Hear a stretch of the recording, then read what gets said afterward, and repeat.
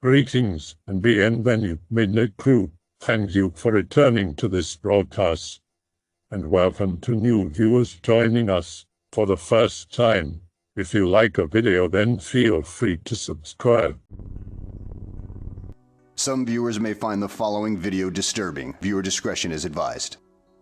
Hey, any 911 operators on here? You've got any creepy stories to tell? Or does anyone know sites where one can find creepy stories from operator dispatchers? Or has anyone heard any interesting stories? In this thread, Creepy 911, 112 or whichever country you live in stories. 911 operator here. About the worst I have was an open line call where I could hear a lady being actively beaten and choked by her boyfriend. And she was on a cell phone in an apartment complex, so I couldn't find her exact location. We did end up finding her eventually, though. She was okay, but it was very uncomfortable to hear and not be able to do anything else but listen. Also, it was almost super creepy, but a call came over for dispatch of human flesh and scalp in a paint can, like every officer in the damn city came out to look. It was old, dried-up latex paint. Still not sure how you screw up that badly. I don't know much else. Hello, 911. What is your emergency? I'm high. Do you want me to send an ambulance? Are you in trouble? No, I just wanted to call and let you know. About as scary as it gets. Right here, mate. Can't be too specific about locations, etc., since we sign NDAs. It's mostly things like that other guy, but I do have one. So, it's about 3:30 a.m. It's a Tuesday, pretty slow. Basically, weekday nights consists of junkies and drunks who are freaking out, and all we do is tell them to go to psych and get some pills to sleep on and a bed for the night. The worst things being the occasional beaten wife or trucker who fell asleep at the wheel. In the middle of my 100th cup of coffee that shift, I get a call in. It's silent at first, but I can hear that the line is open. You know, that slight buzzing sound when the line's a bit bad. The caller ID didn't help since it's a prepaid cell. So I try to make contact for a while, but then I hear sounds in the background. At first there are sounds of a muffled voice, male from the sound of it. I then hear some rasping sounds, like moving furniture over wooden floors. Since I'm not making contact but the line's open, I order a general trace. Basically just cell tower location. The silence returns until things start freaking me out. Someone picks up the phone, and I hear a thud as it is dropped once more. There is now audible breathing, like a struma patient. A short while later, I start to hear guttural sounds like gurgling wetness. This continues on for a good 2 or 3 minutes. After that, only the breathing remains, and the line cuts out shortly after. We didn't dispatch anyone to look into this. There was no info, and the trace only revealed a cell tower location. However, a few weeks after this, a murder site was discovered within the area covered by that tower. Someone had broken into an old army storage house, abandoned and boarded up. I haven't read the police reports, of course, but the information states that a young woman was murdered. The body had been dismembered, and the official statements called it ritualistic. I've got one to share, working with AmeriCorps, sent to Francis Marion National Forest. My team and I are given this extremely secluded but beautiful 2-story house to stay in the middle of the park. 2 guys, 5 girls on my team, so me and the other guy get our own corner of the house. This house is spooky, but that's another story. First week, nothing happens. Second week, a little fox starts hanging out around us, but every time we come close, it makes this hissing sound and runs off. Whatever. We're given call duties one night because a park ranger had to leave in an emergency. Halfway into the night, it's my shift. All is quiet on the Western Front.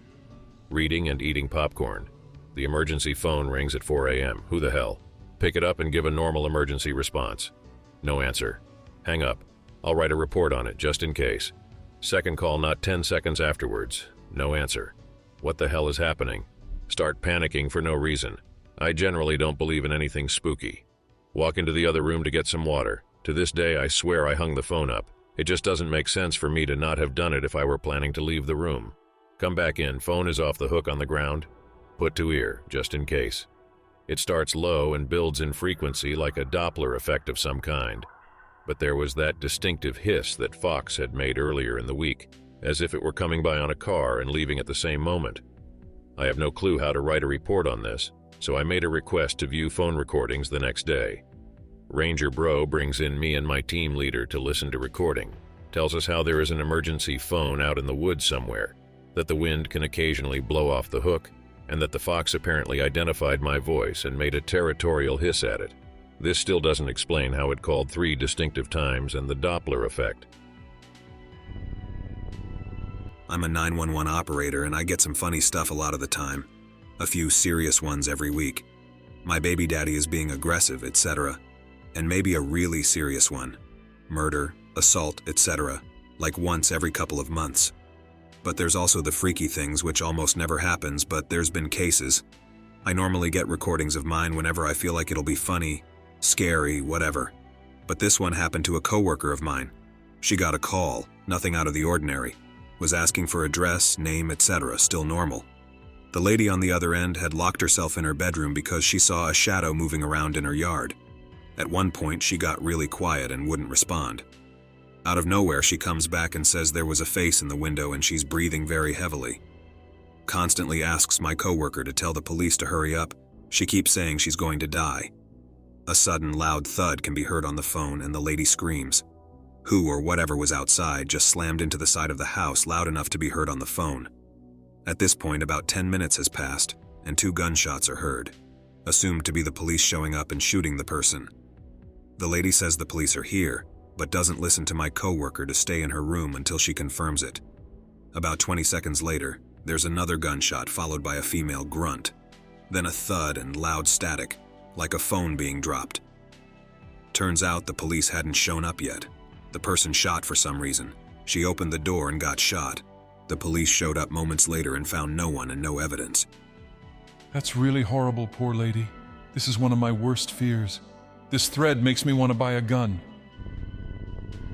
Okay, our 911 center is part of the city's emergency management building, which just happens to be a nuclear shelter from the 60s. Anyway, I was working there as temp, staff doing clerical work for the 911 center. Shitty job, didn't pay great, and pretty damn soul-crushing because I was transcribing the recorded 911 calls to text. This is before the software did it automatically. Some of them were just absolutely brutal, especially the ones where a kid is calling in begging for help because mommy or daddy is hurting the other parent, or one of their siblings. Domestic violence was by and large the most common call, but a few were break-ins or drug deals gone bad. And I had to listen to each recording from start to finish to transcribe it. I'm glad I'm gone from there. So it's 2001 and I'm working this job I dislike. It's mid-fall, probably early October, and it's been hotter than hell. You'd think it was summer still. Anyway, by early morning we had been watching the weather reports and we were going to be in for one hell of a pounding that afternoon. They were predicting tornadoes, hail, high winds, torrential rain, the works. Days like this, the 911 center gets busy as hell. And honestly, I was glad to be working 40 or 50 hours underground that day on a volunteered double shift for the money. So, I was busy listening to a call, a domestic between brothers. I remember it clearly because of what happened in the middle of the transcribing. I heard a commotion out in the call center. I was off in an office where it was quieter so I could hear the playbacks. I get up to see what's wrong. Apparently all the lines have gone dead due to the storm, they surmise. A lot of calls were cut off in mid-call. So they fired up the radios and started dispatching from the radio with what information they had. It was maybe 1:15 p.m. by this time, and the busiest time was coming up. In the midst of clearing all the call information they had on screen, a single phone line chimes in. Sandra, the relatively newest operator, is a little surprised by it because it has been basically dead for almost 45 minutes by this time.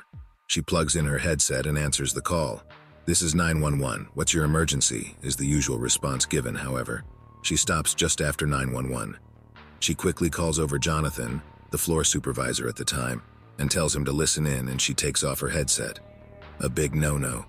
She asks him before he starts listening if she can excuse herself. She is looking pretty shaken at this point. He waves her off and cues up, with once again starting off with "this is" before stopping. Then, frantically, he starts saying, "Hello, hello, can you come to the phone? Hello?" After a minute or so, he suddenly reaches down and hits the speaker button so the entire office could hear what he and Sandra just heard. It was screaming. Nothing but screams. It sounded like mid-teen screaming, and not just one or two, but a whole chorus of them. This actually goes on for about another 30 to 45 seconds, long enough for all of us to really register what the hell was going on. The line suddenly goes dead. After everyone collectively exhaled from holding their breath listening to that horror, Jonathan, ever the professional, goes to Sandra's station and pulls up the call log. Nothing. The call came from nowhere. Now this was before the system was upgraded to all digital, with the automatic transcription in the digital, so the recording system was still magnetic tape. He rewinds the tape, and sure enough, from the point Sandra answered it until the call ended, there was nothing but screaming, with Sandra and Jonathan's voices the only ones legible. Now an investigation was launched. Diagnostics were run. They called the local phone company and requested call logs, etc. At the time of the call, there was zero service in our area due to the storms. Lightning had struck a main junction and shorted out a good portion of the city's phone service. Diagnostics turned up nothing wrong with the computers except they were outdated as hell. Now here's the eerie part. It was at the exact time that call came in. This happened about 30 minutes away. Bus crash kills 3, injures 28. I found another job a few months after that. Apparently in the renovations and upgrades to the call center, the tapes that had that recording were damaged beyond salvage. They were in the process of digitizing all those to make them compliant with the Freedom of Information Act requirements. I did some of that work too. I am glad I moved on. I'm not a 911 operator, but I'm an emergency services dispatcher for nursing homes. I work the night shift, 8 p.m. to 8 a.m. 2 a.m. Foreign nurse calls me in a panic, telling me to send EMS now. No details. Usually give me vitals, but she said, "No needed, send now." Sounds like a 911 call, but whatever. Send them to the facility. They don't radio back when they're transporting to ER like they should. Wait an hour. Must be bad. Finally get something. Unit 6 on scene. But hear a woman screaming in the background. They complete the call and come back to the station. Their uniforms are covered in blood. They didn't pack the change of clothes for that call. Tell me that the patient had fallen and broke her skull, cracked it enough for brain matter to show. She also broke her hip, ribs, and was bleeding from the mouth the whole way. Kept yelling out, "My father did this. My father did this." She is 90 years old. I will never send my mom to a nursing home. Things like this often happen in the nursing home my grandmother stays at. Usually the old people that have memory loss and things like that have the most problems with falling off their bed and getting hurt. They tend to break their bones sometimes. Also, the nurses hardly ever give a shit about what happens to the old folks there either. It's just a daycare that houses old people until they die. Luckily, one of my aunts lives right next to the nursing home and takes care of her when she can. Other old people tend to think that you are their son or daughter whenever you walk past them because they rarely get visits from their family. It's sad most of the time. Worked as a 911 dispatcher in rural West Virginia. This job is basically sitting in an old jail control room for 12 hours a night, all alone, in an old courthouse, in an old jail attached. Door to the radio room is magnetically sealed. You can't get in this room without the code. Boss tells me that a guy hung himself in a cell right outside of the radio room. There is bulletproof glass window that looks right into it. Worked there for months with no issues at all. Still hate midnight shifts though. When it's night, the downtown area is empty. One night, janitor is working in the courthouse, watching him on security cameras like a creeper. Suddenly, a loud bang on the magnetic door shakes the control room. Open the door, look around, nothing. Front door to sheriff's department, opens and closes very deliberately, like someone is leaving. This door is locked 24/7. You have to be buzzed in for it to open. Steps lead right down to the courthouse entrance. Suddenly, door breach alarms in the courthouse. Security company is calling and local police responding. Look on camera. Janitor has dropped mop and is running to my area. He makes it to the locked front door, banging to let him in. Now. Buzz him in. He is white as a ghost. and said he heard someone running through the courthouse main hallway. Nobody else is here, I told him. I watched on cameras and all things that have happened leading up to that. He worked there for like 40 years and retired within the next 2 months. I resigned a few months later after we started getting interference skip on our radio communications. They were voices coming in clearly in the background of all of our communications, couldn't ID the unit who would be on it or where it was coming from in general. What's the creepiest call you got? If you intercepted calls, I don't know what a dispatcher actually does besides tell the officers where to go. Well, in such a small county, I dispatched all emergency services, fire, and sheriff's departments. Lots of creepy calls, man. Lots of experiences. Guy self-terminated himself with shotgun on phone. Got to hear the phone hit the floor, followed by a larger, heavier thud. Guess what that was? Does anyone have any personal 911 stories they know of? Called 911 when my neighbor came to my house to escape her abusive boyfriend. The boyfriend had already came over to my house and asked if she was there. Nope, haven't seen her. I know she's there. Hold on I've got something for the both of you. Phone dispatcher straight up tells me she can't send someone out unless he actually does something. 30 minutes later, her house is burned down and mine is on fire. Serve and protect. Some guy in my neighborhood went on a drunken rampage one night. Went around smashing everyone's car windows, going completely insane. Multiple neighbors called the police and they did show up. The next morning, 7 hours later, a couple neighbors were in the process of taking him to small claims over the damages, and when he heard about it, he came after them. My mother was one of those people. Luckily, I was there, and when I heard that unmistakable sound of my back door being kicked in, I swept the house and had him at gunpoint within the minute. By the way, this guy was about 5'4" and skinny fat, and it was a decent door, be advised, doors don't stop shit. Here's the plot twist. He nearly killed our neighbor a few houses away 20 minutes before that, and the cops still weren't there. Screamed at her and left a screwdriver sticking out of her stomach, then presumably came to kill or hurt my mother with his bare hands, or whatever he could find in our kitchen. I bet her sorry excuse of a son still has trauma for what he sat by and had to watch that day. He was older than me, certainly of legal age, and within his rights to own a gun, yet didn't have one. I'm not going to spell out the moral of the story to you. There are animals among us. We've always used tools to tame animals.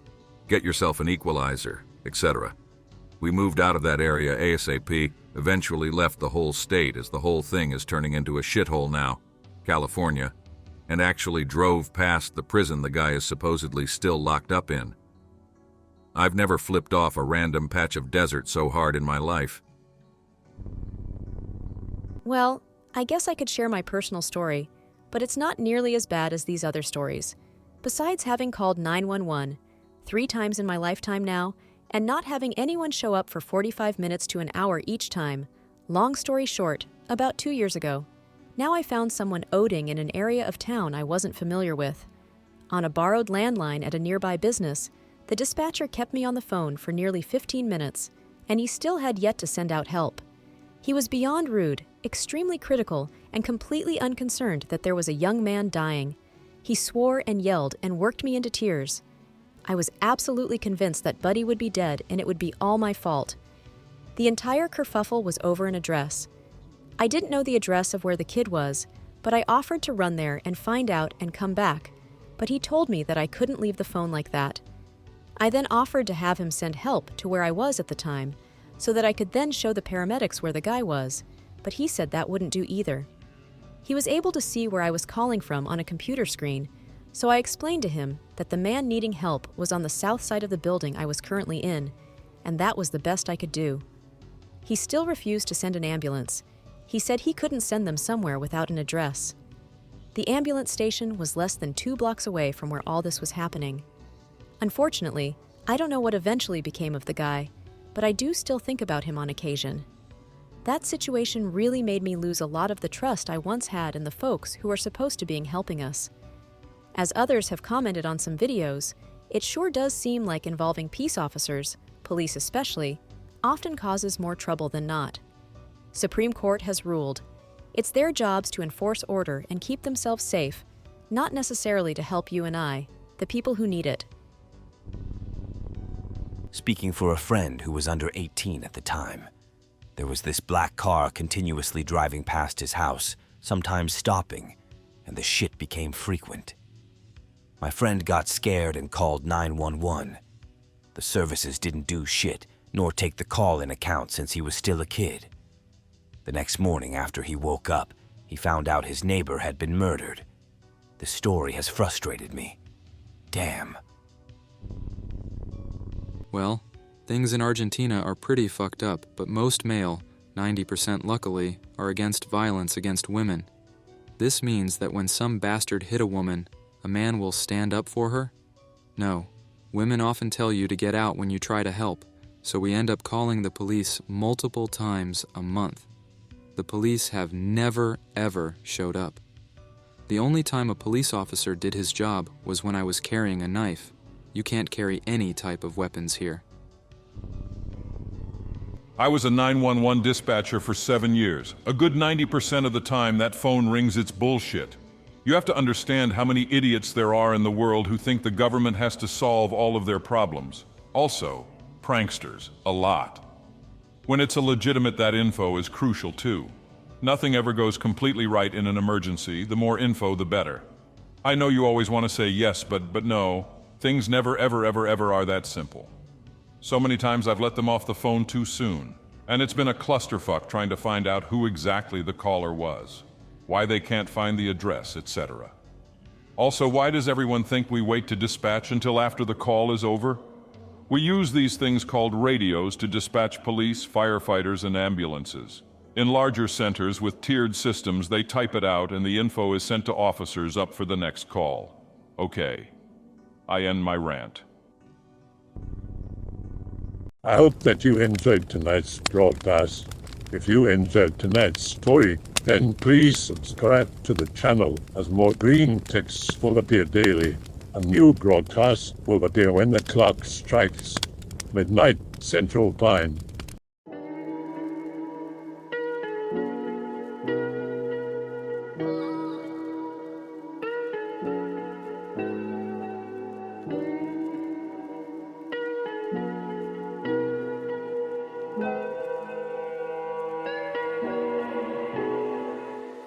Remember to check out the Odyssey page in the description for a second archive of the channel's videos. There's also a Rumble archive as a backup.